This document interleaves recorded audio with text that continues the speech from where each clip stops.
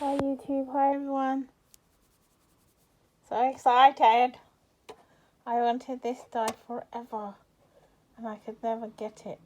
And someone just sold it over the Christmas period, so I picked it up straight away from eBay. And this is what it makes. I wanted this like for 2, 3, maybe 4 years. So good. So I've just cut these out. And use the pokey tool. This is just to add some gold touches, gold sharpie, and I use my civics machine, and then I'm going to use my quickie glue pen to put them together, white gel pen and black for the eyes, and these are just some of the papers I've used. Yeah, so I just wanted to share this with you, and then I'll show you the thing that I make after.